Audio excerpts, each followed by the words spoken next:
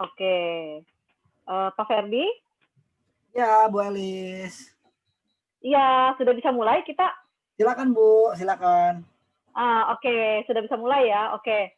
Uh, Seperti yang tadi kita lihat ya, teman-teman kan di videonya itu di-share bahwa dark coklat itu di pasaran di luar itu hanya 7% ya.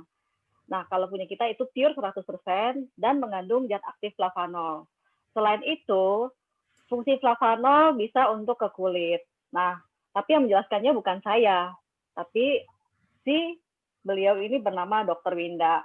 Siapakah Dr. Winda? Dr. Winda itu adalah beliau pernah menjadi medical consultant di perusahaan suplemen di USA. Nah, tahun 2017, selain beliau menjabat sebagai dokter, beliau juga menjadi pengajar di klinik estetika. So, beliau sangat fasih sekali untuk menjelaskan tentang fungsi flavanol untuk kesehatan kulit kita dan ada benefitnya. Nah, tahun 2019 beliau juga menjabat sebagai Chief Research and Scientific Officer di perusahaan kosmetik. Tahun 2020 kebetulan beliau tidak menjabat tapi di-hire oleh Forever Healthy Indonesia karena beliau sangat kompeten sekali sebagai medical advisor kami. Tidak berlama-lama lagi, saya panggilkan Dr. Winda. Saya sediakan waktu dan tempatnya. Silakan Dr. Winda. Terima kasih, Bu Elis. Ya. Ya. Oke, selamat malam, semangat pagi semuanya. Oke, ini lumayan ya, udah mulai rame yang datang. Jadi mungkin kita sambilan aja ya, sambil nunggu teman-teman lain yang mungkin juga nanti habis mau join juga. Jadi kita sambilan aja ya. Nah, sebenarnya sih yang saya bahas sekarang itu lebih memang tentang kulit gitu ya, tentang kulit. Dan topik ini tuh saya bawakan karena waktu itu pernah ada yang nanya, "Dok, kok bisa sih flavanol ini yang kita minum itu bisa memberikan efek ke kulit, nyambungnya dari mana?" Nah, di sini dia jawabannya. Nah, gimana sih caranya kok bisa sampai nyambung ke kulit? Kulit kan di luar, kita minum di dalam. Kok bisa sampai ke luar? Nah, untuk tahu jawabannya bagaimana, pertama-tama kita harus tahu dulu nih, kulit itu seperti apa sih sebenarnya kulit? Ini kan kita lihat kulit cuman yang kelihatan di kasat mata aja ya. Nah, tapi sebenarnya kulit itu seperti apa sih dia? Bentuknya seperti bagaimana? Nah, ini kita lihat. Slide. Nah, kita harus tahu faktanya kulit kita itu merupakan organ yang terbesar di dalam tubuh kita. Jadi proporsinya itu sekitar 1/5 dari seluruh tubuh kita. Beratnya itu kurang lebih 16-20% dari berat badan secara keseluruhan, dan luasnya itu sekitar 1,8 sampai 2 meter persegi. Dan setiap harinya yaitu tubuh kita kehilangan air itu sekitar 1 liter per hari. Itu dia kenapa kita itu harus minum air putih aja ya, air putih itu minimal banget 1 liter per hari, kalau bisa 2 liter per hari untuk backup. Nah, lalu juga ketebalan kulit itu juga berbeda-beda nih teman-teman. Ada yang 1 mili, ada yang sampai 4 mili, bervariasi tergantung area tubuh. Dan setiap 1 cm persegi kulit itu terdiri dari 3 juta tipe sel yang berbeda, terus ada 3 jenis pembuluh darah, ada 10 akar rambut, ada 12 saraf, 15 kelenjar minyak, dan 199 kelenjar keringat. Jadi memang dalam satu penampang kulit yang sekitar 1 cm persegi tadi itu tuh banyak sekali selnya. Gitu ya. Jadi ibaratnya semakin banyak selnya, berarti semakin banyak yang perlu kita berikan nutrisi. Slide.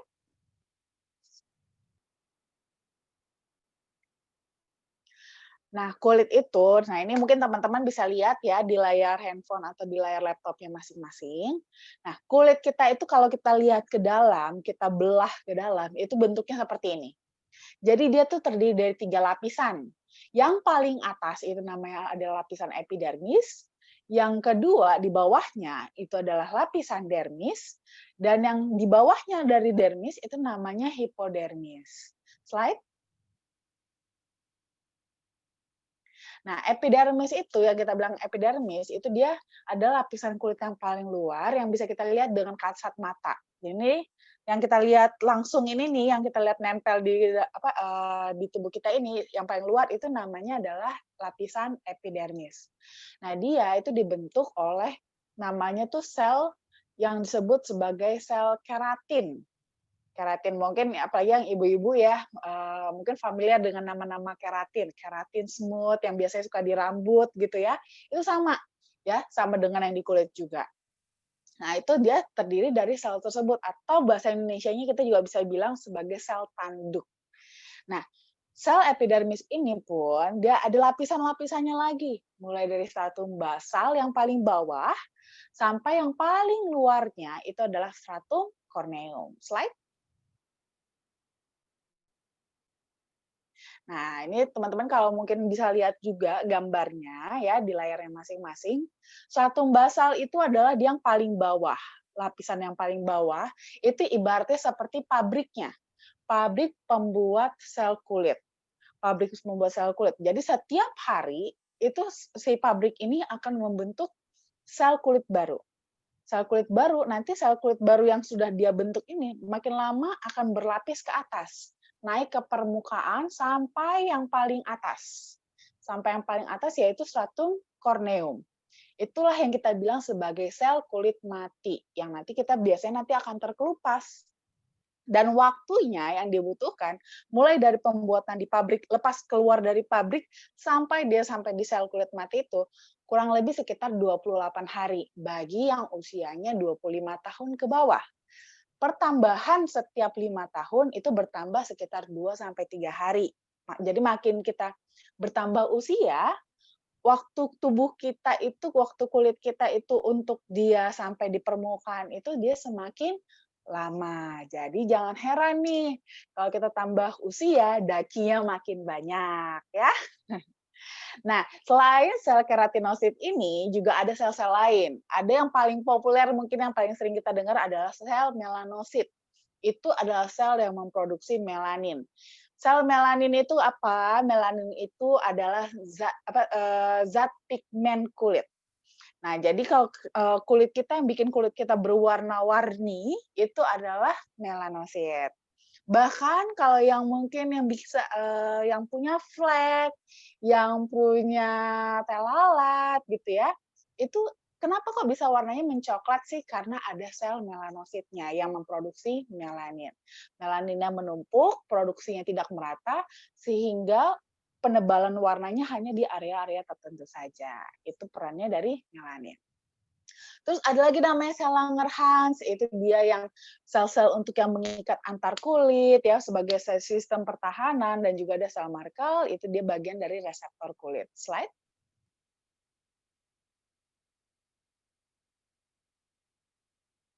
Nah, di bawahnya itu dia adalah namanya dermis. Nah, ini sebenarnya bisa dibilang sebagai lapisan kulit utama ya, bagian dermis. Nah, ini mungkin teman-teman juga bisa lihat ya. Di gambarnya itu di dermis inilah justru dia yang paling banyak sel-sel besar, sel-sel inti yang paling berperan di dalam kulit. Seperti contoh di sini ada namanya sel fibroblast. Sel fibroblast inilah nanti yang perannya itu sebagai pembuat dari kolagen dan elastin. Nah, pasti sering banget kan dengarkan kolagen kulit. Nah, itu diproduksinya oleh fibroblast ya. Jadi sebenarnya tubuh kita itu bisa memproduksi bisa memproduksi kolagennya sendiri dari si sel fibroblast ini. Cuma seiring usia produksi kolagen yang diproduksi itu semakin lama semakin menurun. Akibatnya disitulah nanti mulai tumbuh keriput ya atau bopeng. Nah, dari situ.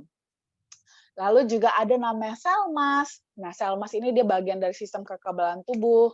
Lalu di situ ada akar rambut. Nah, jadi kalau yang pada bertanya-tanya, ini akar rambut nyantolnya di mana sih rambut kita?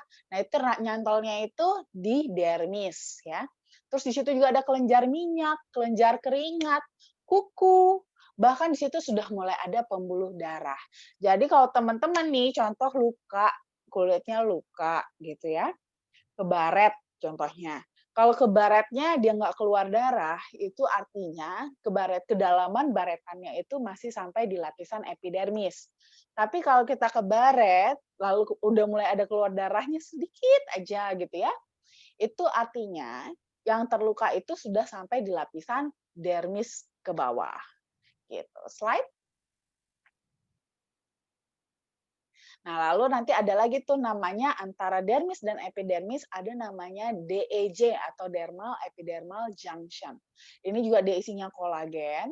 Nah, biasanya itu tidak bisa sembarangan bahan kosmetik terutama ya. Itu yang bisa lewat dari DEJ ini. Nah, itu biasanya yang untuk teknologi-teknologi yang lebih tinggi atau biasanya dia molekulnya harus yang nano kosmetik baru bisa tembus dari DEJ ini. Dan biasanya ukurannya pun harus yang di bawah 500 nano baru bisa tembus. Kenapa nggak boleh sembarangan produk kosmetik tembus dari DEJ ini? Karena tadi kita lihat di dermis tadi itu sudah ada pembuluh darah. Di mana apapun yang masuk ke dalam dermis itu beresiko untuk masuk ke pembuluh darah dan masuk ke sirkulasi sistemik kita yang di dalam tubuh. Nah, kalau dia masuk ke dalam tubuh, sirkulasi sistemik, nah ini akan ada lagi nih akibatnya apa? Nah, tidak sembarangan produk kosmetik itu boleh masuk ke dalam tubuh.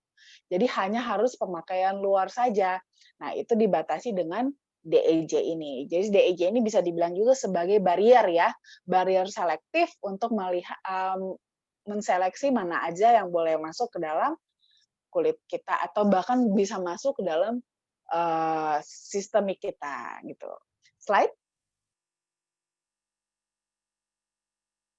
Nah, di bawahnya lagi dari dermis itu ada namanya hipodermis. Ini dia lapisan kulit paling dalam. Dia itu seperti perbatasan antara kulit dengan organ di bawahnya. Ya, organ di bawahnya baik otot atau tulang atau usus dan segala macam. Ya, nah itu perbatasannya ada letaknya di hipodermis. Nah dia sebagai pengikat juga supaya settle gitu ya, tidak kelewar-kelewar kulitnya kendor-kendor kemana-mana gitu. Itu adalah peran dari hipodermis. Di sini di hipodermis ini udah lebih banyak nih pembuluh darahnya. Contoh kita umpamanya kalau mau lihat tuh, kalau kita suntik ya, ambil darah gitu kan, ambil darah itu sudah ngambilnya itu dia sudah di lapisan hipodermis. Ya, jadi sudah di bagian kulit yang paling bawah. Slide. Nah, masalah-masalah kulit biasanya apa aja sih? Nah, yang paling biasanya nih, apalagi yang wanita-wanita ya, biasanya itu pasti concern banget sama namanya penuaan dini, ya. Penuaan dini kerutan, garis-garis halus, fine line, wrinkle. Nah, itu biasanya paling dikhawatirkan banget gitu kan. Terus apalagi jerawat. Ini bahkan dari anak muda ya, dari remaja-remaja itu concern banget dengan jerawat karena lagi hormonnya lagi tinggi. Terus juga pori-pori besar, masalah kulit kering, kusam, kulit berminyak dan flek hitam. Flek hitam sebenarnya bisa masuk juga ke dalam penuaan dini ya. Slide. Nah, akibat itu, yang masalah-masalah tadi, itu bisa diakibatkan karena faktor internal maupun eksternal. Faktor internalnya itu bisa karena faktor genetik, bisa juga karena stres. Makanya kan katanya kan jangan kebanyakan stres, nanti cepat tua gitu ya. Karena memang itu dampaknya langsung ke kulit paling kelihatan. Terus masalah kesehatan, itu juga berpengaruh juga ke kulit. Jadi walaupun kita mungkin masalahnya adalah di organ internal, itu bisa berefek juga terlihat dari kulit kita. Contohnya pada pasien diabetes. Diabetes itu masalahnya ada di gula darah di dalam tubuh. Tapi dia berimpact banget ke kulit. Jadi dari kulitnya udah kelihatan kulitnya jadi kering dan kalau luka susah sembuhnya. Demikian juga dengan masalah-masalah kesehatan lainnya. Terus juga faktor daya tahan tubuh. Jadi biasanya memang yang sistem imunnya lebih rendah, biasanya kulitnya juga dia nggak begitu bagus, cenderung lebih kering, kusam, dan bersisik. Slide. Nah, faktor eksternalnya ini dia memang kita semua pasti udah tahu ya, yang bikin masalah kulit adalah sinar matahari, radikal bebas, dan kelembaban udara. Nah, ini ngaruh banget kan? Nah, kita tahu kalau kita kena sinar matahari yang sering berjemur, itu pasti akan jadi kulitnya menggelap. Nah, tadi itu akan menjadi faktor masalah juga kalau seandainya menggelapnya tidak merata, jadi flek, gitu kan. Itu kan jadi nggak cantik ya. Nah, terus juga radikal bebas sama juga. Radikal bebas itu bisa bikin flek, bisa bikin jadi jerawatan juga bisa. Lalu kelembaban udara ini juga kita sering banget, apalagi kita yang di kota ya, selalu hampir terus-terusan di ruangan ber-AC. Nah, itu juga sama, bikin kulit sangat kering dan jadi lebih rentan. Slide. Nah, flavanol ini ternyata dia itu yang terbuat dari ekstrak biji kakao yang mengandung 80% cocoa flavanol, itu cukup 5 gram aja sehari, itu bisa mencukupi kebutuhan kita sehari-hari. Slide. Dan di sini kita sudah ada studi klinis yang sudah kita patenkan bahwa ternyata cocoa ekstrak ini itu memberikan efek yang bagus untuk kesehatan kulit. Nah, dia bisa bermanfaat untuk perbaikan struktur kulit, meningkatkan elastisitas, mengurangi garis halus, dan juga meningkatkan kelembaban. Slide. Nah, kenapa bisa seperti itu? Bedanya apa dengan kita konsumsi coklat biasa? Nah, di sini juga kita sudah mematenkan bahwa ekstrak flavanol dengan metode yang khusus itu bisa dapat mempertahankan kadar flavanolnya itu tetap tinggi, bisa sampai 80% dibandingkan kita mengkonsumsi dari produk coklat lainnya yang di mana itu kandungan flavanolnya itu sudah sangat jauh menurun akibat dari proses pengolahannya. Slide. Nah, jadi karena tadi kita udah lihat ya, dari dermis kita itu sudah ada pembuluh darah. Dari situlah tembusnya tadi manfaat flavanol. Cocoa flavanol yang kita konsumsi, masuk sirkulasi darah, ikut aliran darah, itu bisa sampai ke kulit melalui pembuluh darah di lapisan dermis kita. Nah, di situ nanti akan bekerja mulai dari epikatekin. Nanti epikatekinnya itu akan bekerja melindungi sel fibroblast kulit kita dari kerusakan oksidatif akibat sinar UV. Sehingga si sel fibroblastnya nggak rusak dan kerjanya dia dalam tadi memproduksi kolagen dan elastin bisa tetap aktif. Jadi otomatis nggak bikin kita jadi kerutan, nggak bikin fine line, wrinkle gitu ya. Dan ternyata hasil research-nya juga, konsumsi 4 gram cocoa yang mengandung 320 mg flavanol selama 24 minggu, atau sekitar 6 bulan ya, rutin lah kita minum gitu kan, itu dapat mengurangi tampilan kedalaman kerutan di wajah. Jadi kalau yang ternyata sudah terlanjur nih punya kerutan, wrinkle-wrinkle di wajahnya, itu kalau kita rutin konsumsinya selama 6 bulan, itu lama-lama kedalaman wrinkle-nya itu berkurang. Bahkan dengan konsumsinya selama 12 minggu, itu sudah mulai lebih elastis kulitnya. Jadi 12 minggu pertama kulit sudah mulai elastis, lalu sampai 24 minggu, wrinkle-nya juga sudah mulai berkurang. Nah, memang sudah kita teliti nih, udah banyak penelitiannya juga yang menunjukkan bahwa konsumsi coklat tinggi flavanol secara rutin itu memberikan fotoproteksi yang signifikan dan efektif melindungi kulit dari bahaya sinar UV karena ada kadar antioksidannya. Jadi kalau umpamanya kita mau ngomongin antioksidan seperti tadi saya bilang, itu dia akan memerangi pada bagian radikal bebas. Di mana radikal bebas itu nggak cuma sekedar bentuk bikin flek, bisa bikin flek, bisa bikin jerawat, bahkan lebih parah, radikal bebas itu bisa menyebabkan kita terkena kanker. Atau lebih kalau kita ngomongin tentang kanker kulit ya bisa menyebabkan kanker kulit gitu kan. Nah, makanya kenapa cocoa flavanol ini dia efektif banget karena dia punya efek antioksidannya. Efek antioksidannya bisa membantu menjaga kita dari masalah-masalah ini, mengurangi kemungkinan produksi melanin ya yang bisa menyebabkan flek. Terus juga untuk menghindari jerawat. Lalu juga yang paling penting adalah untuk menjaga kesehatan tubuh kita dari penyakit-penyakit kanker. Itu dia. Slide. Thank you.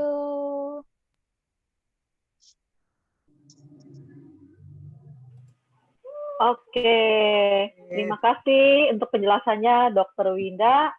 Bagi Sama-sama. teman-teman, bagi teman-teman yang mempunyai pertanyaan bisa ditanyakan ke Dokter Winda sekarang. Ada yang punya pertanyaan? Silakan. Nanti nanyanya ini lagi ya, Dok gimana caranya supaya mukanya glowing gitu. Oh, kalau mau glowing mah pakai krem. Kan kita punya ya, Kan Pak Ferdi sekarang, ya, Susan Darlin iya dong. glowing. Kita bukan hanya punya kremnya yang untuk glowing, tapi kita juga punya krem yang untuk anti aging. Nah, saya sendiri Iya. juga pakai ya yang anti aging karena usia saya sudah mau menginjak ke kepala 4. Benar, tapi usia kan juga udah kepala 4 ya, jadi kita harus wanti-wanti juga Iya gitu dong, kan. Dan betul. kremnya itu cukup lumayan murah dan bagus. Cocok ya berarti ya. Iya, cocok. Jadi perbaikannya ke kulit itu harus minum dari dalam pakai flavanol. Yang kedua, pemakaian aplikasi dari luar dengan krem dari Susan Darlin anti agingnya. Yes. Benar ya, Dok ya? Betul sekali. Ini ada yang nanya nih, Pak Rashid ya. Dok, kalau untuk maskeran pakai flavanol itu baiknya dipakai berapa kali sehari ya atau seminggu sekali? Nah, kalau untuk sebagai maskeran itu biasanya sih saya menganjurkan pakainya cukup seminggu sekali. Nah, memang sih kalau untuk yang lebih bagus nanti kan flavanolnya kita konsumsi minum sehari-hari tadi minimal 4 gram, lebih bagus 5 gram karena sekalian kita untuk efek untuk yang kesehatan yang lain juga ya, nggak cuma buat kulit. Nah, lalu nanti seminggu sekali kita pakai sebagai masker juga. Nah, nanti yang pakai hariannya itu kita bisa pakai yang SB, Susan Darlin Anti-Aging Series gitu. Oke, sudah terjawab Pak Rashid? Sudah ya, oke. Ada pertanyaan lagi nih, Dok. Dari Pak Gunawan Antono. Saya mau bertanya, yang mungkin di luar topik sekarang, apakah konsumsi flavanol dapat menyebabkan sembelit? Terima kasih. Oke. Konsumsi flavanol sih sebenarnya tidak ada hubungan langsung ya, tidak ada hubungan langsung yang dapat menyebabkan sembelit. Jadi memang dia tidak berkorelasi secara langsung sih dengan sembelit, tapi mungkin bisa jadi ada efek jauhnya. Jadi di dalam flavanol ini kan dia ada antioksidannya, di mana itu biasanya dia lumayan banget berperan untuk kita proses detoksifikasi. Nah, memang bisa jadi mungkin ya efek sembelit ini akibat dari efek detoksifikasinya. Karena tidak selalu detoksifikasi itu efeknya itu justru jadi buang-buang air. Ada beberapa orang yang efek detoksifikasinya justru malah mengalami sembelit gitu. Itu bisa jadi. Jadi memang akan tergantung pada kondisi tubuh masing-masing. Jadi kalau seperti itu, sembelit banyakin minum air putih aja sih. Dibanyakin minum air putih saja untuk mengimbangi. Karena memang kalau seandainya pada saat proses terjadinya, pada proses detoksifikasi itu, asupan kita yang paling penting adalah air. Untuk membantu mengeluarkan toksinnya gitu. Jangan sampai nanti udah bagus-bagus nih dinetralisir sama flavanol gitu kan dengan kadar antioksidannya, tapi nggak dibuang karena kita mungkin kurang minum air putih, terus kita mungkin kurang serat, akhirnya jadi terserap balik lagi deh gitu ya. Oke, sudah terjawab Pak Gunawan? Ada pertanyaan selanjutnya dari Pak Agung Nugroho. Dok, flavanol selain di kokoa, ada di buah lainkah? Oh ya, kalau punya sakit lambung, bolehkah makan flavanol? Thanks. Oke, flavanol ada di buah lain. Ada di tomat ada. Di anggur ada. Terus di berry, ya buah berry ada. Tapi memang secara penelitian sejauh ini memang kadar flavanol tertinggi itu masih di kokoa. Jadi dengan konsumsi yang lebih sedikit kapasitasnya, itu kita bisa mendapatkan kadar flavanol yang lebih banyak dibandingkan di buah lainnya gitu.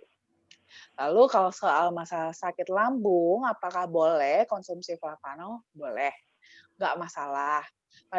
Tapi mungkin perlu diantisipasi aja karena di dalam flavanol ini masih ada bawaannya asam sedikit. Tapi sedikit sih memang, tidak sampai seperti asam pada kopi ya. Ya hanya sedikit saja, tapi antisipasi aja in case kalau seandainya sakit lambungnya itu lumayan sensitif. Jadi kalau mau konsumsi flavanol mungkin setelah makan aja gitu.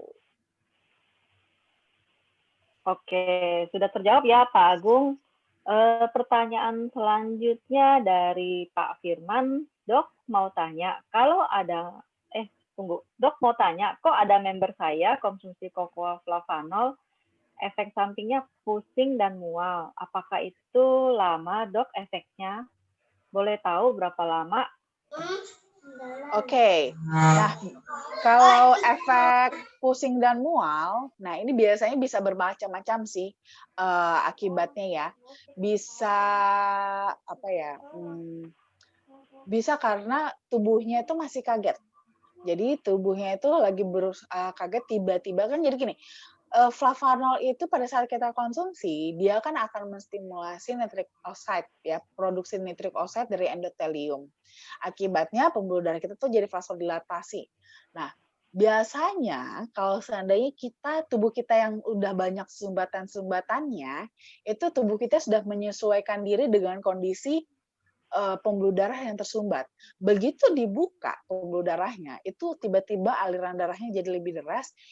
Kadang-kadang itu bagi yang belum terbiasa, itu akan sedikit kaget tubuhnya. Nah, reaksinya bisa pusing, bisa mual. Biasanya seperti itu karena apa?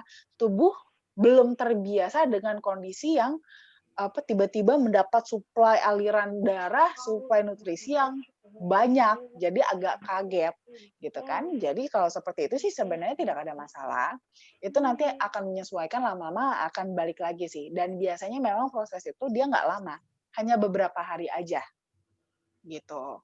Tapi beda-beda memang beberapa orang ya.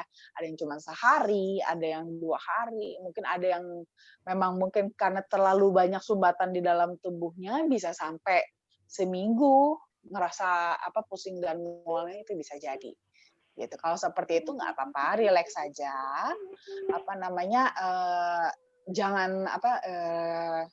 Jangan terlalu banyak berkegiatan dulu, karena takutnya kan nanti pas lagi pusing, mual, malah jadi mengganggu kegiatan, dibawa istirahat aja nggak apa-apa. Atau kalau memang nggak kuat banget, boleh dosis kokoanya diturunin gitu. Jadi secara bertahap aja, jangan langsung minumnya yang kental gitu. Oke, sudah dijawab ya. Tadi siapa yang tanya ya? Pak Firman ya. Ya. Oke, sudah terjawab ya Pak Firman. Sekarang ada pertanyaan dari Pak Sugiarto. Dok, istri saya minum flavanol untuk turunkan berat badan tanpa olahraga dan bebas makanan. Kira-kira turunnya berapa kilo? Oh, out of topic ya. Oke, nggak apa-apa Dok, silakan. Nah, gini, jadi memang flavanol itu dia meningkatkan, menstimulasi sel dalam memetabolisme lemak. Sehingga memang dampaknya itu bisa bagus untuk diet dan juga untuk menurunkan berat badan. Tapi perlu diingat juga, flavanol ini bukan obat diet ya. Nah, jadi memang efeknya pasti akan berbeda-beda setiap orang. Nah, jadi nanti kita nggak tahu nih apakah pada saat istri Pak Landung itu minum flavanol, apakah dia langsung kerjanya di sana atau ngerjain yang lain dulu, kita nggak tahu. Karena kan kita nggak tahu nih kondisi tubuh istri Bapak seperti apa. Gitu. Jadi memang kalau soal berapa lamanya itu bisa berbeda-beda setiap orang gitu.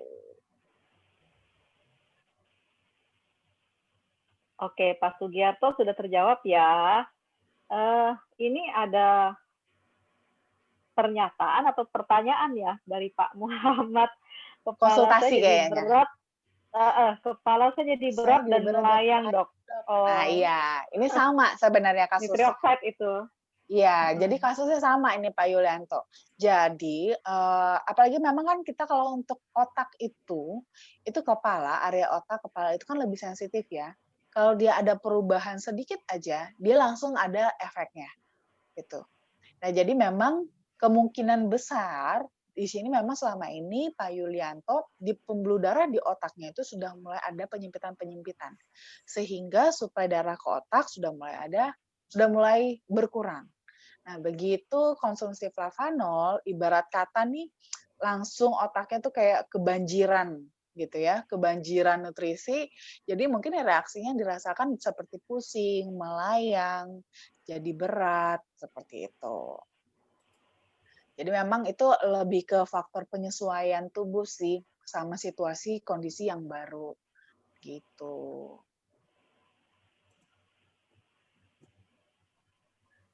Oke, Pak Muhammad Yulianto sudah terjawab ya. Mudah-mudahan flavanolnya diteruskan aja. Ya. Dan juga sama mengalami hal seperti itu awalnya, tapi di hari ketiga sudah tidak. Gitu. Ini testimoni dari saya. Oh, pernah mengalami stroke ringan, Dokter Winda. Iya, Pak berarti Yulianto memang benar ini. ya. Mm. Gitu. Berarti kalau kayak gini, Oke, Pak teman-teman, ada yang Yulianto lain? justru tetap diterusin ya, Pak. Karena kan kalau Bapak sudah ada pernah stroke ringan, berarti Bapak kan sudah ada sumbatannya. Dan kalau sudah ada sumbatan di satu tempat, pasti ada sumbatan di tempat lain juga. Karena sifat pembuluh darahnya kan semua sama. Resikonya sama semua. Ada di satu tempat, pasti ada di tempat yang lain. Tinggal yang mana di luar sempit aja gitu kan. Nah, ini makanya memang mungkin kalau untuk Pak Yulianto perlu perhatian khusus justru ya. Jadi memang harus dijaga sekali pembuluh darahnya, jangan sampai yang sudah ada nih bibit-bibitnya di area-area yang lain, itu jangan semakin tebal sehingga menyebabkan justru bisa stroke-nya lebih berat lagi gitu. Karena memang kalau once kita kena stroke, itu potensi kita untuk terkena lagi, berulang lagi itu semakin tinggi. Jadi harus dijaga benar-benar ya.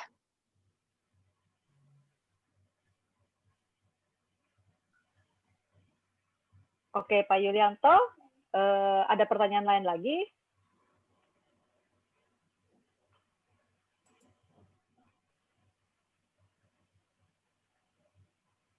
Teman-teman yang lain ada pertanyaan? Bisa diketik atau di-unmute.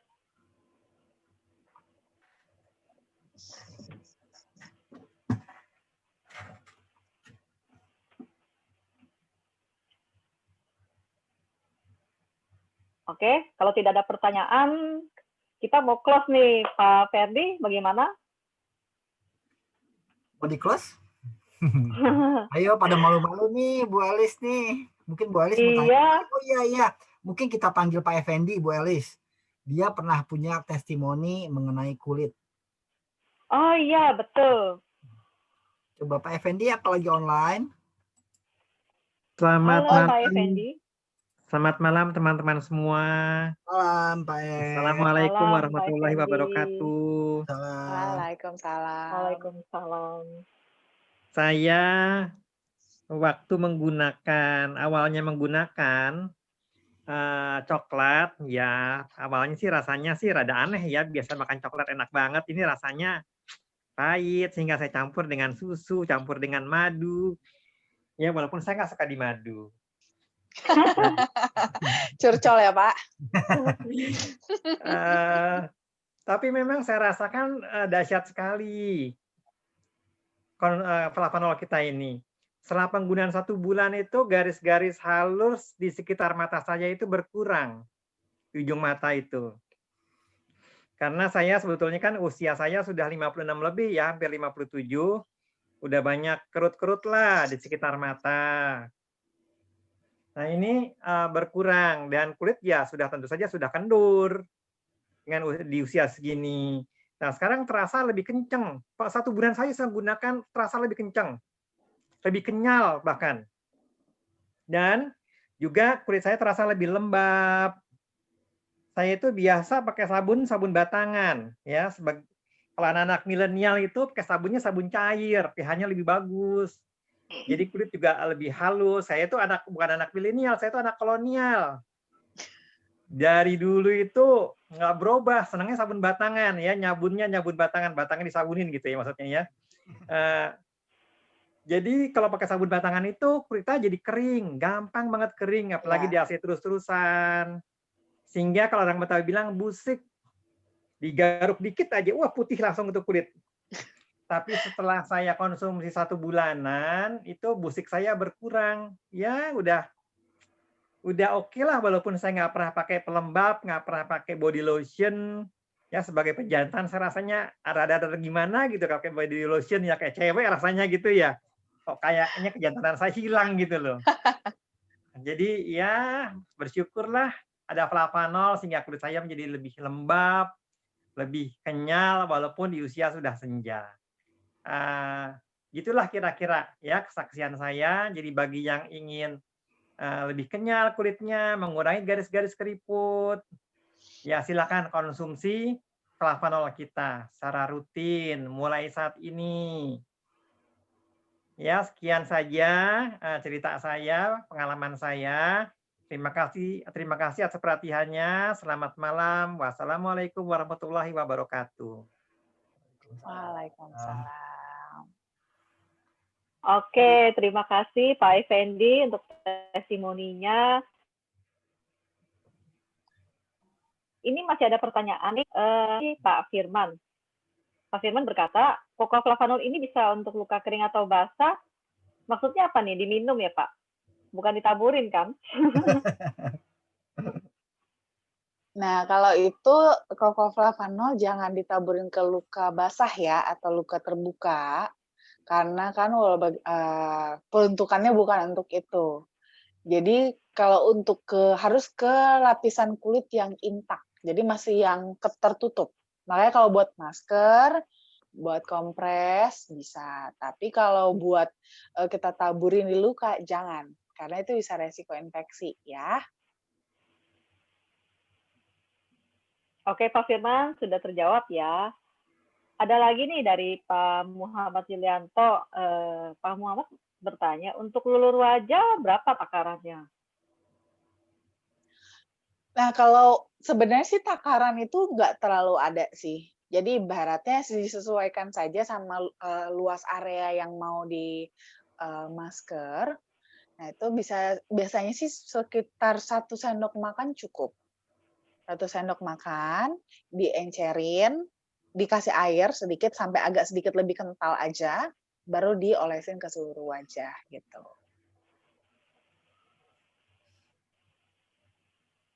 Oke, Pak Muhammad sudah terjawab ya. Selanjutnya ada pertanyaan dari Pak Richard. Dok, kalau minum coklat campur dengan susu atau gula, apa bisa mengurangi fungsi atau khasiatnya si flavanol? Nah, kalau kita campur, kalau mengurangi fungsi sih enggak. Mengurangi fungsi sih tidak, hanya kita jadi menambah ekstra dari bawaan yang lainnya aja, tambahan dari yang lain. Jadi lebih ke tambahan kalori jadinya. Kalau kita tambahin susu, tambahin gula, kita menambahkan nutrisi yang dibawa dari susu dan gula aja. Jadi tambah kalori, bertambah kalsium, kadar lemaknya juga jadi bertambah. Tapi kalau mengurangi fungsi dari flavanol sendiri enggak. Tapi palingan yang penting adalah lebih ke cara ngolahnya aja sih ya. Cara mengolah si flavanolnya ini jangan dengan air panas mendidih. Jadi air panasnya itu yang masih di bawah, kurang lebih di bawah 80 derajat lah. Jadi mungkin air panas dispenser itu masih bisa. Tapi jangan air panas yang kita masak mendidih, habis itu langsung kita tuang, atau bahkan coklatnya kita masak, itu jangan. Karena itu kan sama aja kita merusak flavanolnya. Gitu. Jadi sama jadinya dengan kadar coklat yang di pasaran. Kadar flavanol yang di pasaran. Gitu. Oke, sudah terjawab ya Pak Richard. Selanjutnya dari Pak Yudin. Dok, ini Pak Yudin atau Ibu Yudin ya? Saya nggak tahu nih. Dok, ya, untuk Pak. ibu hamil bisa dikonsumsi nggak? Berapa ukurannya? Nah, kalau untuk ibu hamil sebenarnya sih boleh saja konsumsi flavanol, tapi memang jangan terlalu banyak ya untuk ibu hamil konsumsinya. Kenapa? Justru karena dia membuka pembuluh darah gitu. Karena dia membuka pembuluh darah, justru jangan terlalu banyak untuk ibu hamil konsumsi flavanolnya. Maksimal lah cukup 5 gram sehari. Jadi cukup sekali sehari aja, jangan lebih gitu. Kalau yang lain kan masih boleh lebih nih, lebih dari 5 gram. Nah, kalau yang untuk ibu hamil 5 gram sudah cukup sehari. Gitu. Mungkin bisa saya tambahkan ya, Dok. Boleh. Tambahkan ya seperti yang dokter katakan, ibu hamil 5 gram cukup. Tapi bagi bapak-bapak yang ingin menghamili, itu boleh lebih dari 5 gram dan boleh berkali-kali ya. Pak, itu sesinya minggu depan, Pak. Oh iya, sesi minggu depan dokter adalah seksualitas dan gairah yang membara. Jadi bagi rekan-rekan semua, teman-teman semua yang ingin mengetahui lebih lanjut mengenai seksualitas dan gairah yang membara, silakan hadir di kantor pada hari Selasa jam 2 siang. Aduh. Nih, ada pertanyaan lanjutan nih dari Pak Yudin. Bener ya yang tadi ya. Dok, kalau ada riwayat jantung, berapa gram per hari? Ini maksudnya orangnya sedang hamil, terus ada riwayat jantung juga ya? Mungkin ini case yang berbeda. Oke, Sepertinya. yang berbeda ya. Jadi kalau ada riwayat jantung itu kalau bisa sih lebih ya. Kalau saya sih menyarankannya lebih karena memang kita berdasarkan hasil research aja itu bisa sekitar 2-3 kali takaran. Berarti kalau kita satu takar itu 5 gram, berarti sekitar 10-15 gram yang dianjurkan kalau bisa sama yang ada riwayat jantung, hipertensi, kolesterol, stroke gitu ya. Itu bisa lebih dari 5 gram konsumsinya sehari.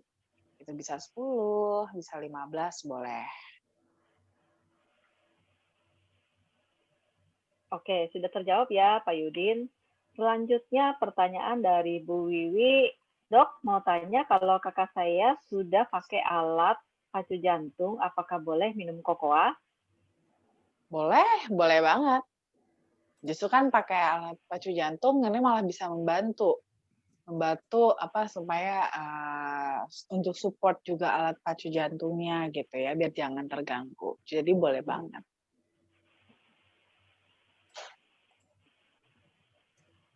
Oke, yang ini apa nih? Ibu Irma 5 gram itu ukuran 1 sendok makankah? 5 gram itu sekitar 1 sendok teh. Kalau 5 gram. Teh. Iya. Kalau 1 sendok makan itu kira-kira 15 gram.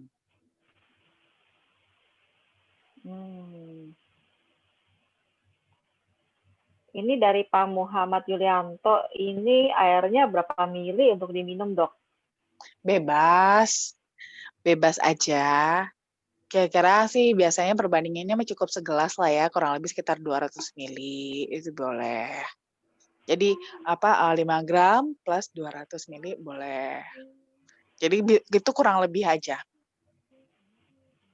Karena airnya berapapun, kadar flavanolnya itu tetap yang 5 gram itu gitu. Oke, ada pertanyaan selanjutnya dari Pak Sugiarto. Pak Landung nih, Dok, istri saya setelah konsumsi kokoa, terus reaksinya buang-buang air kecil, itu kira-kira berapa lama ya? Berapa lama ya? Nah, sebenarnya proses buang-buang air kecil itu adalah proses pengeluaran detoksifikasi tadi yang saya sempat omongin juga di awal, di pertanyaan yang sebelumnya.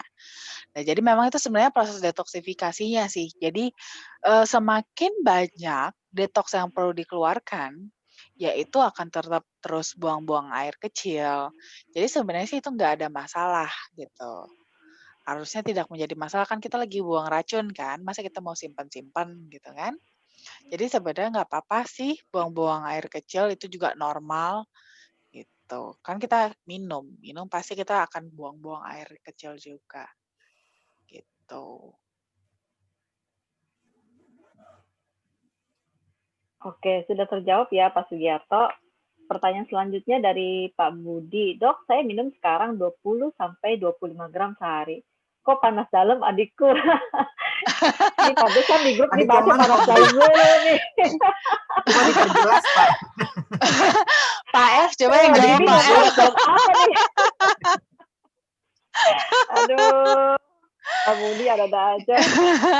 Tapi memang begitu sih Pak, karena memang apa namanya untuk apa ya bilangnya ya, untuk aduh saya jadi ini kata-katanya kan. Jadi untuk seksualitas itu memang kuncinya adalah di sirkulasi darah. Jadi apalagi kalau Bapak minumnya lebih banyak, 20 sampai 25 gram, otomatis itu pembuluh darahnya itu makin terbuka. Makin terbuka sehingga aliran darah jadi semakin banjir ke arah sana gitu. Jadi memang jadi pasti akan terasa panas dalam.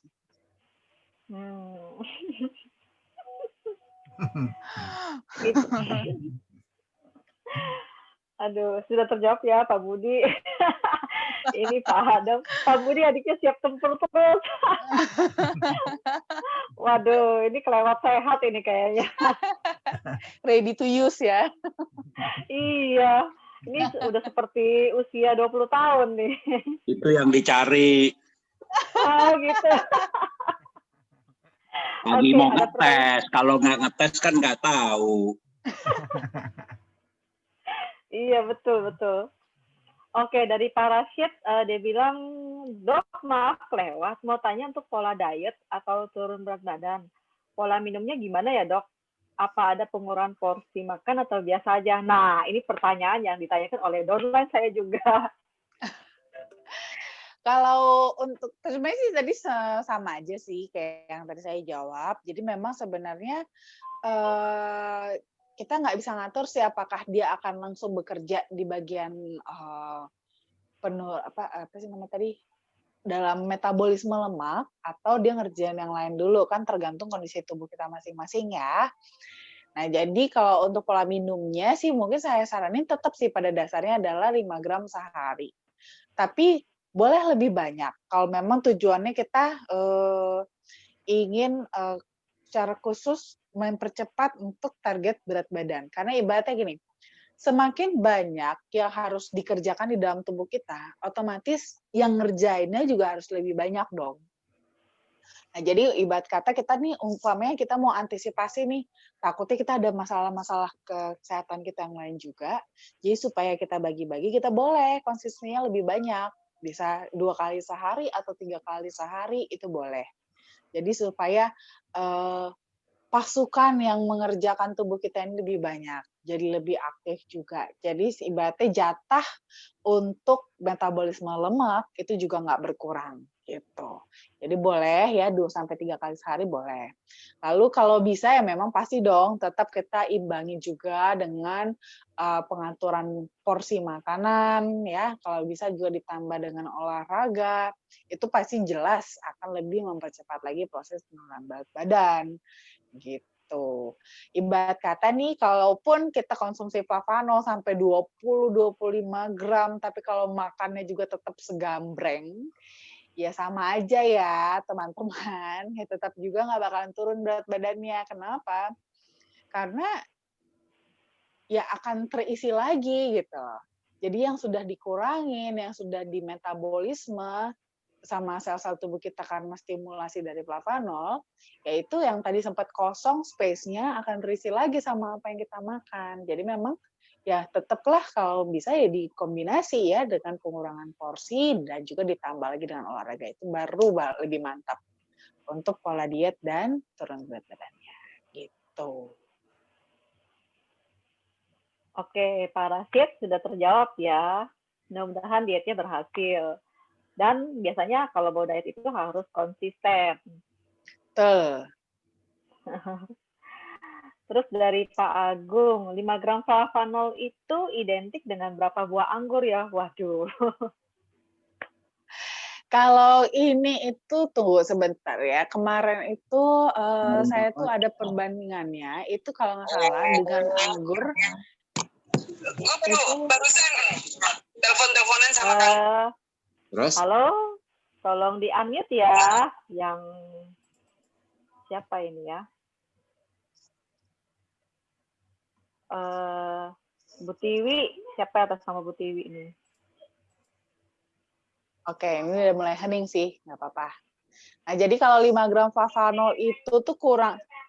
Jadi gini, 5 gram flavanol, jadi kalau antara flavanol dari kokoa dibandingkan dengan flavanol dari anggur, itu estimasinya, itu perbandingannya itu seperti kurang lebih sekitar 1:2-3 gitu.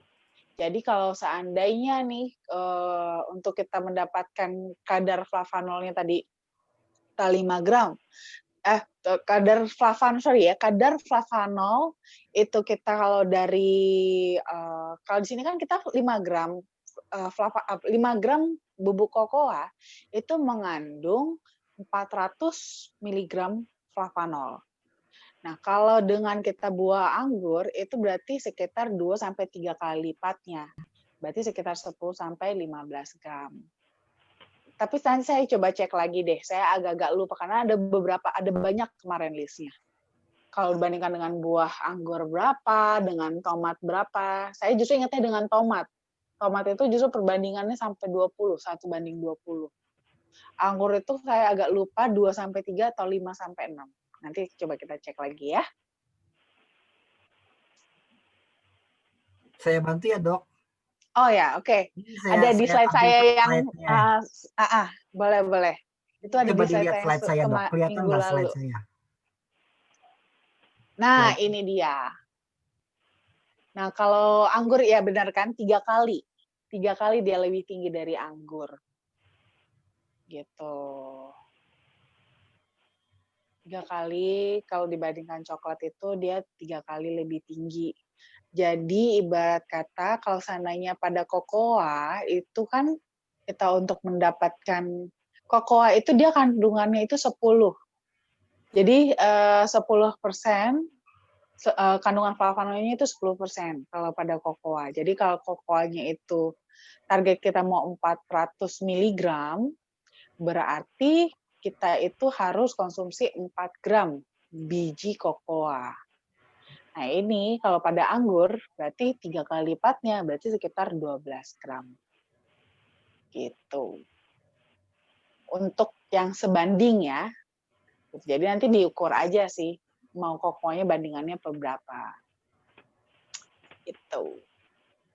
Oke. Kalau 12 gram itu saya kurang tahu deh itu berapa banyak ya. Dok, ini Pak Yomil ada yang penasaran, Dok. Tolong ulangin jawaban Pak Budi tadi pas ke kamar kecil. Ini nanya apa mancing-mancing, Dok, saya kurang paham.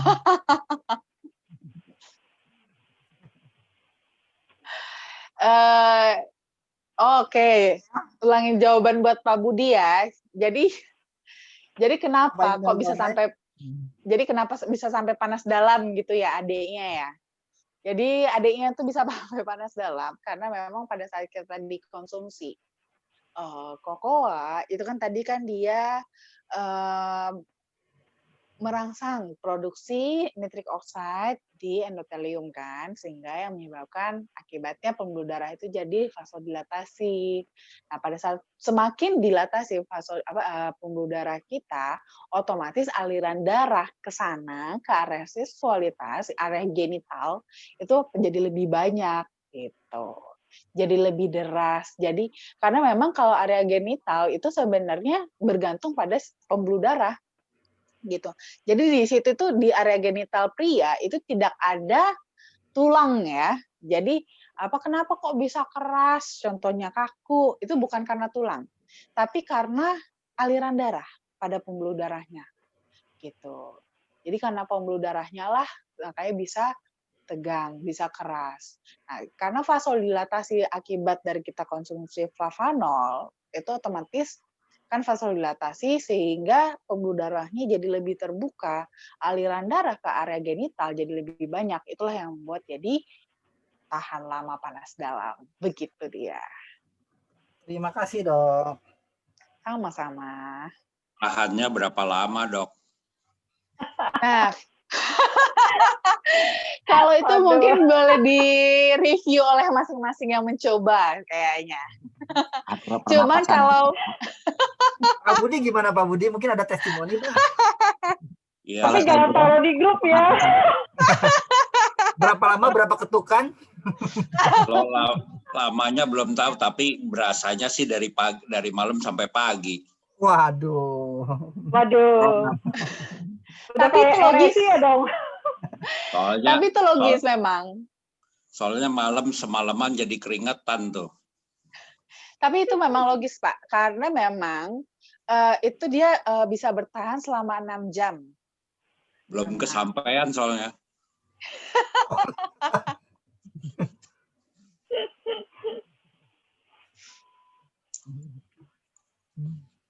Tapi memang efeknya sih bagus.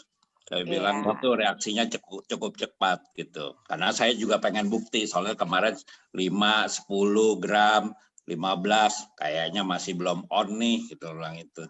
Nah, setelah 20, 25 berapa hari, waduh rasanya tiap hari keringetan nih Bu. Dok.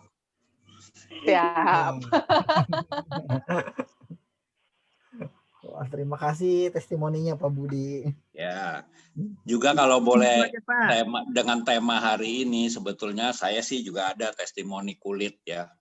Ya, yang mungkin yang nggak saya sadari adalah mungkin kapalan di kaki. Biasanya tuh dulu karena saya sering olahraga apa segala kan kadang-kadang kita pakai sepatu suka kapalan tuh Dok. Ya. Nah, saya nggak sadar bahwa semenjak minum ini kok saya kemarin baru lihat-lihat kok kayaknya mengelupas jadi tipis semua gitu. Saya sampai foto kemarin, nanti saya kasih lihat fotonya. Siapa? Boleh di-share nanti ya? Iya, masih Dok.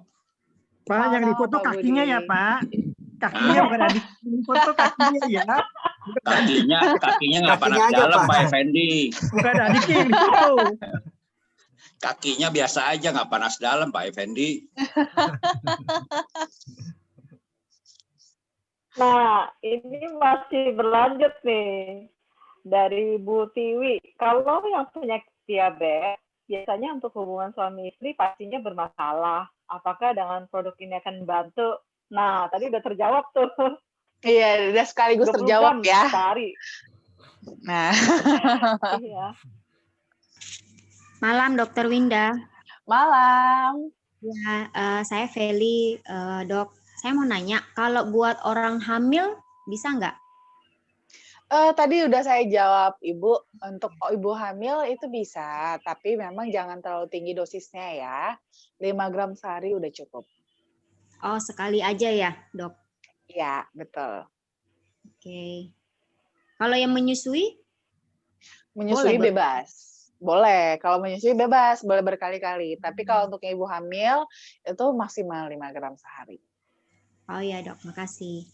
Selamat malam Dok, saya mau tanya. Boleh. Untuk flavanol apa bisa untuk penyakit demensia?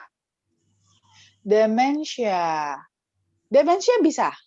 Karena memang demensia itu termasuk salah satu penyakit degeneratif kan ya. Degeneratif yang memang sebenarnya itu asal mulanya juga karena masalah pada sirkulasi darah. Jadi akibat sirkulasi darah yang makin lama makin menurun, terus juga kurangnya asupan, banyaknya radikal bebas di dalam tubuh yang masuk ke dalam aliran darah, itu mengakibatkan suplai nutrisi yang sehat ke otak tuh lama-lama berkurang. Akibatnya sel-sel otak lama-lama mengalami penurunan. Karena kurang makan, ditambah lagi karena faktor usia, rusak karena radikal bebas. Nah, itu makin lama makin menurun. Jadi boleh sih dikonsumsi flavanol, cuman memang nggak instan. Ini dia yang saya mau tanyakan. Kalau untuk penderita yang sudah mungkin ada di stage hampir mendekati stage akhir itu gimana?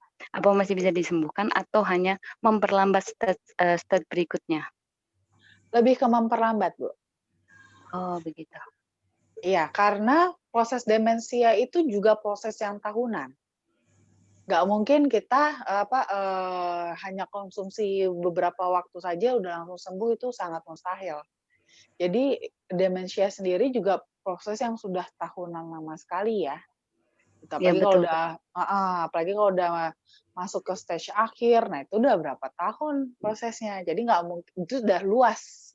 Pasti Jadi dia ini sudah luas. hanya untuk memperlambat ya, jika untuk Betul, mengkonsumsi. Oke. betul. Jadi lebih ke memperlambat, menyelamatkan yang masih bisa diselamatkan, seperti itu. Terima kasih dokter atas jawabannya. Sama. Dokter mau nanya dokter. Boleh Ibu.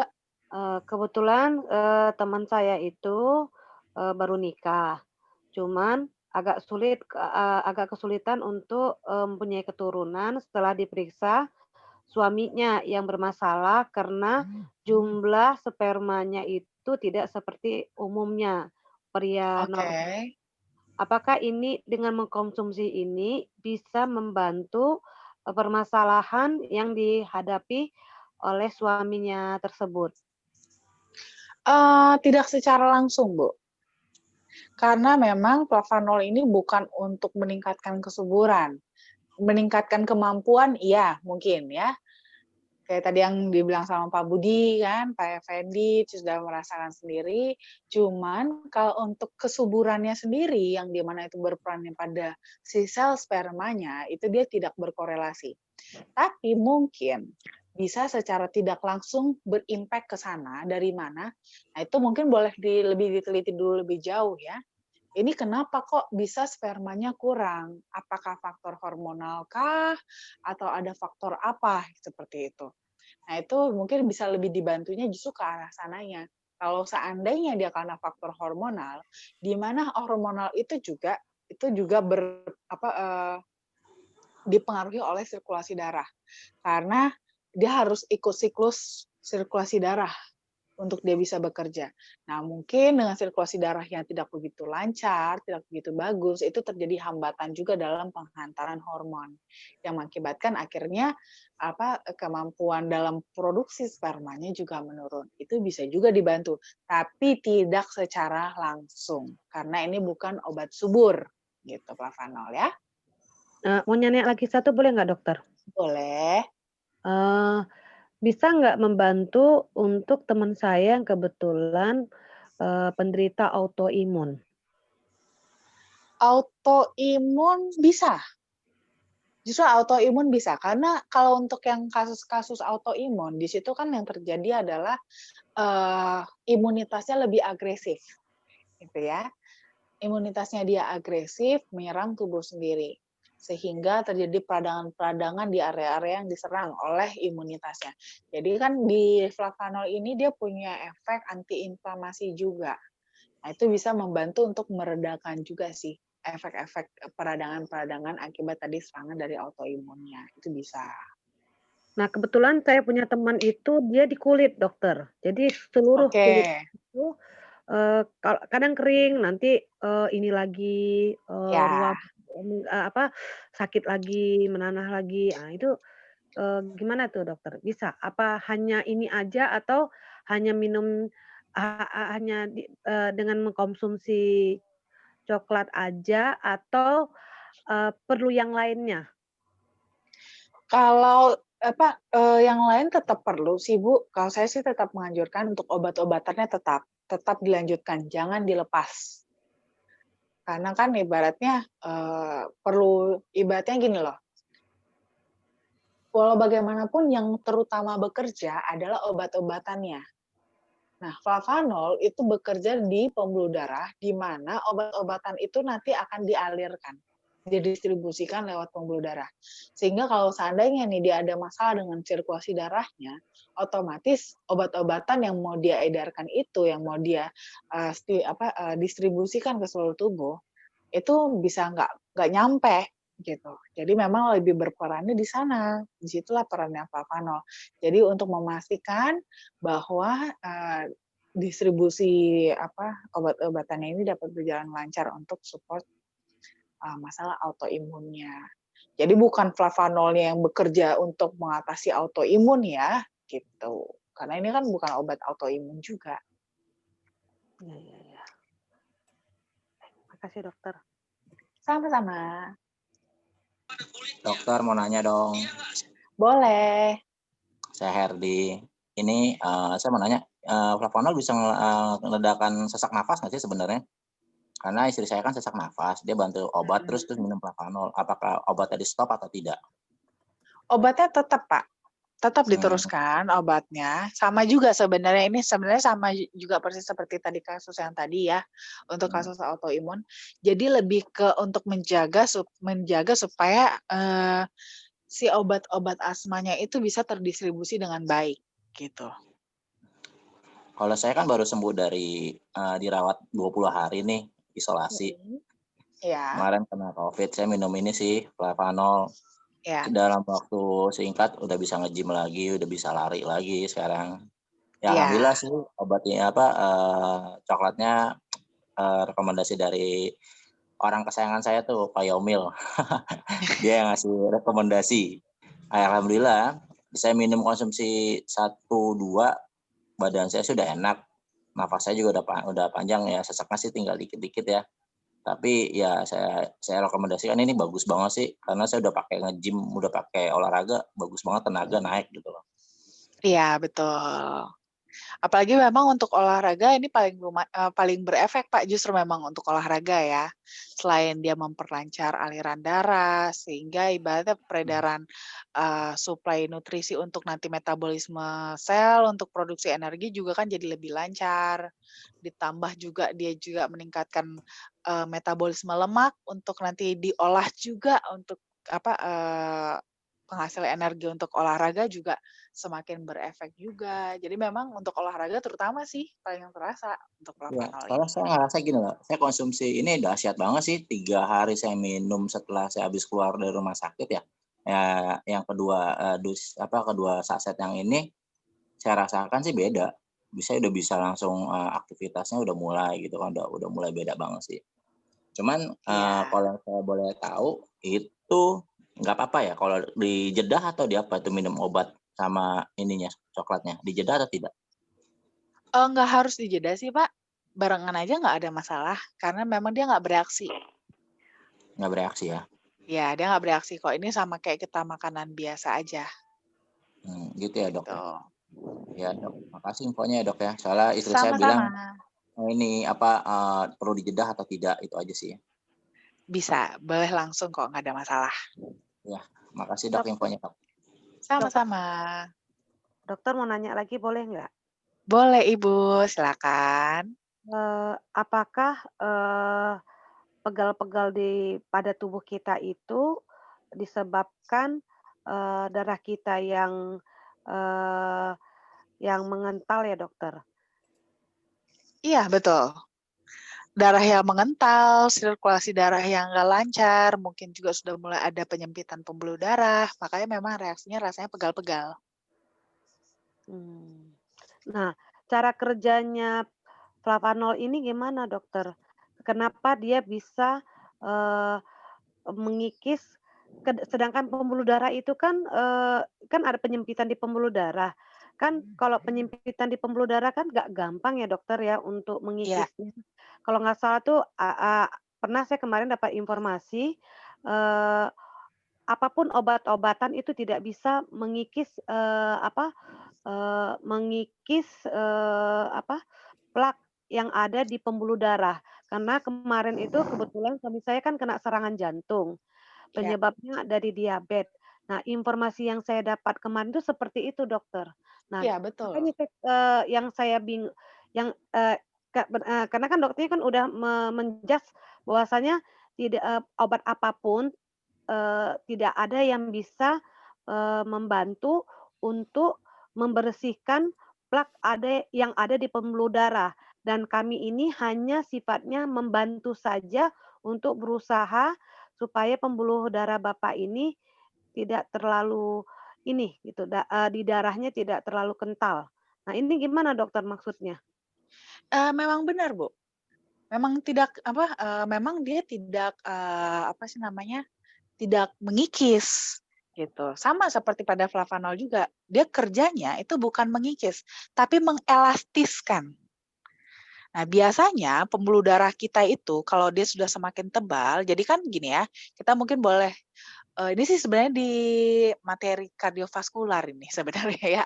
Jadi pada pembuluh darah itu kan kalau kita bayangkan ya, pembuluh darah kita bagian dalamnya itu kan endotelium. Nah, endotelium ini kalau terjadi plak ya, namanya juga dia ada plak, makin lama makin tebal. Akibatnya jadi mengkaku gitu. Kaku kenapa kok kaku? Karena sebenarnya yang berperan dalam mengelastiskan pembuluh darah itu adalah nitric oxide yang diproduksi oleh endotel. Nah, si endotel tadi karena tadi rusak, karena ada plak jadi rusak, akhirnya dia jadi nggak bisa kerja. Dia nggak bisa kerja, dia nggak bisa memproduksi nitric oxide, akibatnya pembuluh darah jadi kaku, nggak bisa elastis. Nah, jadi di sini kerjanya flavanol itu adalah merangsang si endotelium tadi itu untuk memproduksi nitric oxide supaya walaupun ada plaknya, tapi dia bisa elastis kebuka. Jadi penebalan pada dinding pembuluh darahnya itu keluar. Jadi prinsipnya mirip seperti kalau kita pasang balon, pasang ring. Contoh kalau mungkin yang yang mungkin ada yang saudaranya atau mungkin pernah ada yang pasang ring, itu tuh prinsipnya sama seperti itu. Jadi bukan sumbatannya itu dikikis, tidak. Tapi istilahnya sumbatan itu ditendangnya keluar. Jadi benjolannya itu kan pembuluh darah kayak gini ya. Yang awalnya tadi dia masuk, nekannya ke dalam, sempitnya ke dalam, ini ditendang keluar.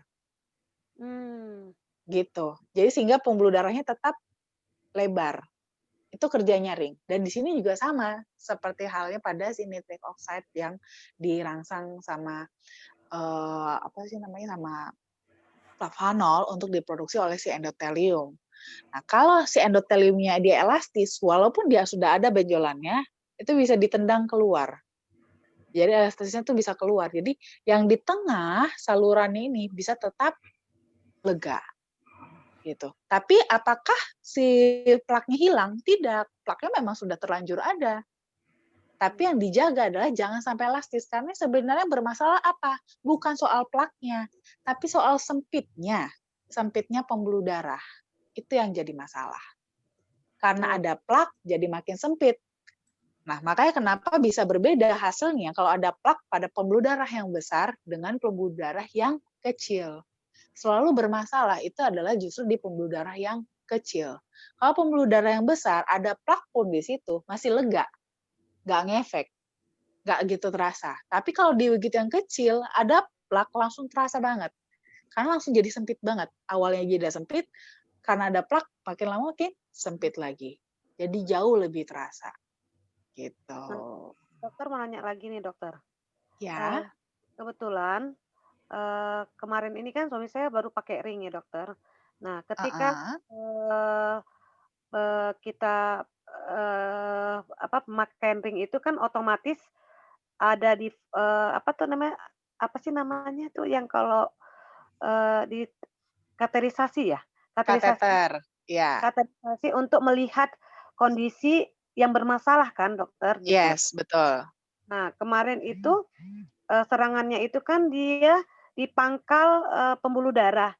Kan ada 3 pangkal. Nah, kebetulan suami saya tuh di pangkalnya ada serangan.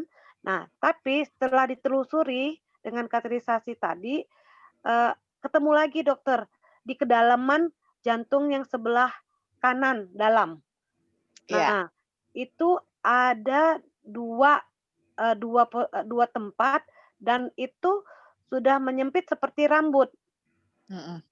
Nah, yang saya tanyakan, bisakah itu kan dijadwalkan bulan depan, kira-kira ini sekarang apa? Oktober. November ya, dokter ya? Lebih kurang November kita akan melakukan tahap kedua untuk pemasangan ring. Bisakah dengan kita mencoba alternatif lah ya, dokter ya? Ini saya karena kan saya baru nih, dokter ya, mengenal ini gitu kan. Apakah itu bisa membantu sedikit masalah yang akan dihadapi suami saya untuk bulan depan yang akan dipasang ring kedua, jadi ada 2 ring, jadi yang mau dipasang. Jadi berarti ada 3 ya dokter ya. Yang sudah terpasang kan 1, nah tinggal 2. Nah, yang terlihat kemarin itu dia bentuknya itu kedalamannya itu seperti rambut mengecilnya dokter. Itu bisa membantu dokter di jantung. Dan permasalahan suami saya, beliau ini sakit diabetes.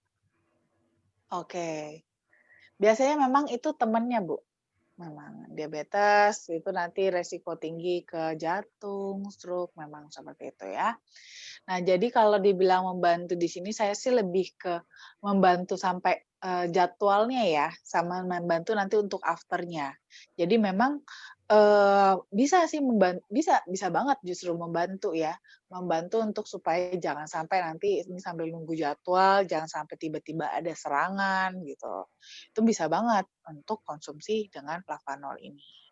Jadi bisa sekali membantu karena memang efek tadi ya, tapi memang efeknya flavanol ini dia kan efek singkat.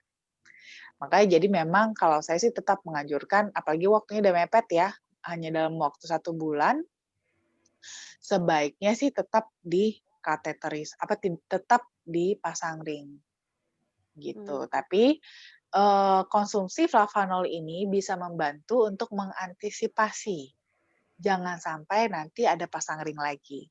Karena seperti tadi saya bilang juga sebelumnya, once kita sudah ada plak di satu tempat, itu pasti akan ada plak di tempat lain. Itu hanya menunggu waktu aja sampai nanti dia memberikan efek dan akhirnya nanti pasang ring lagi di sana gitu. Tapi berarti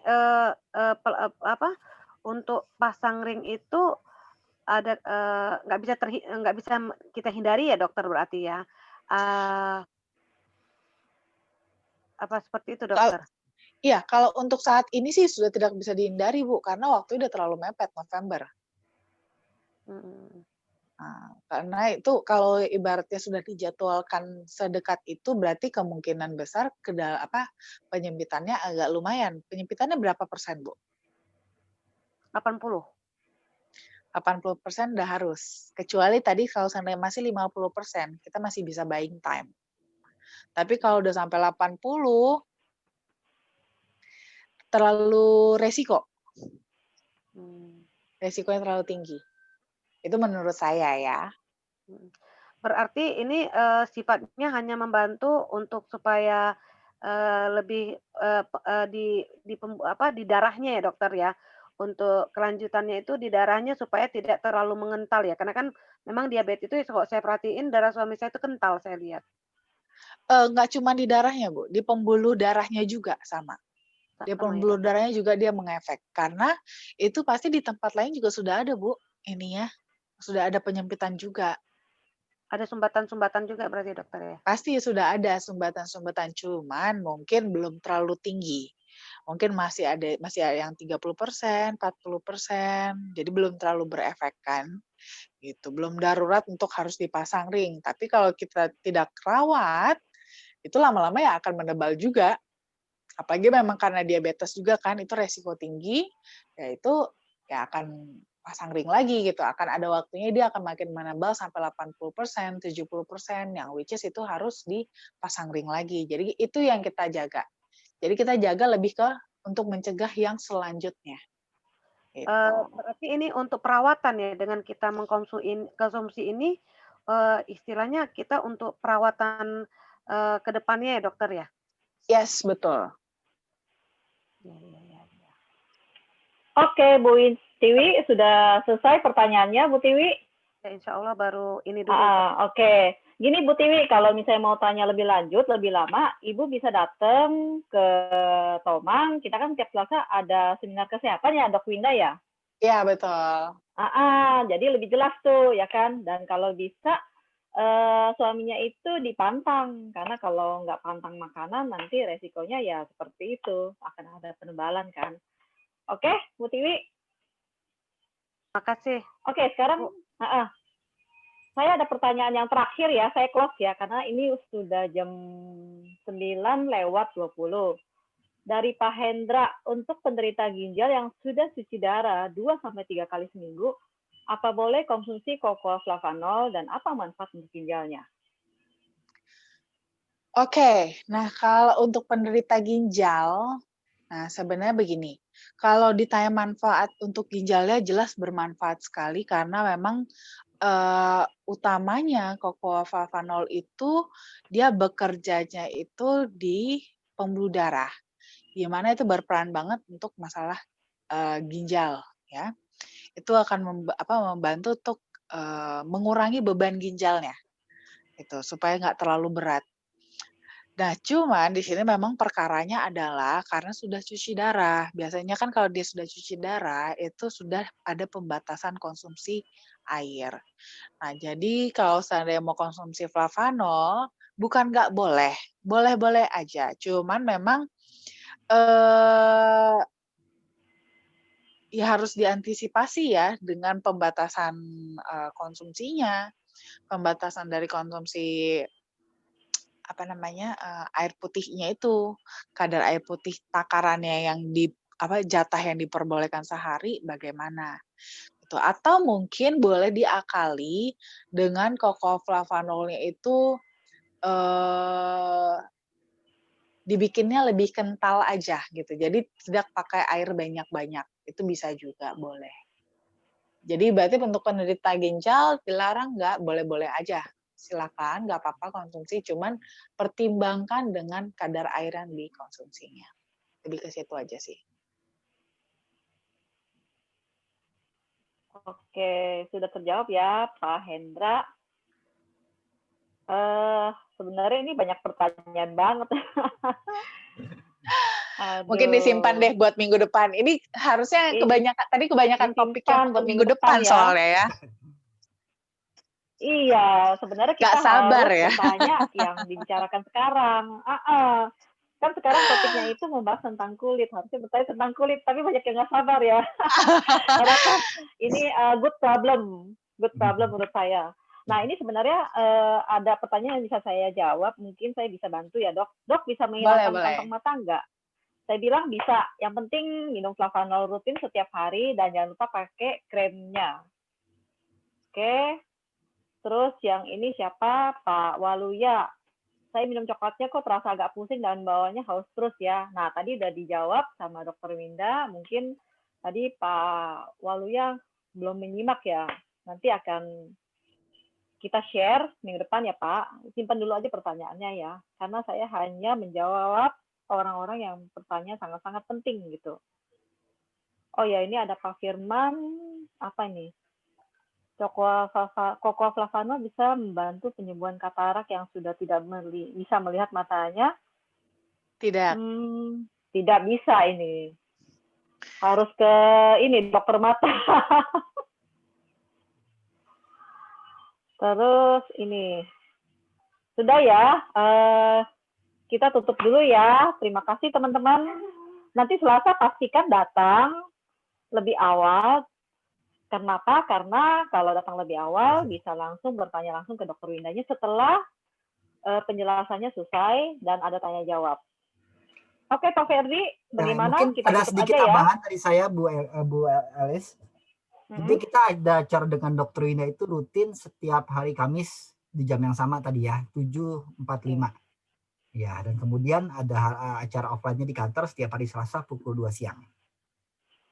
Ya, dan sebagai tambahan saya ingatkan kembali kepada teman-teman semua, promo Apreng kita akan berakhir nanti jam 12 malam ya. Dan tidak diperpanjang lagi.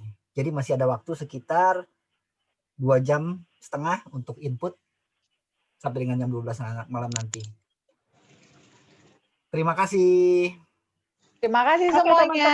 Sampai ketemu nanti Kamis depan. Selamat menginput. Thank you, dokter. Sampai ketemu lagi.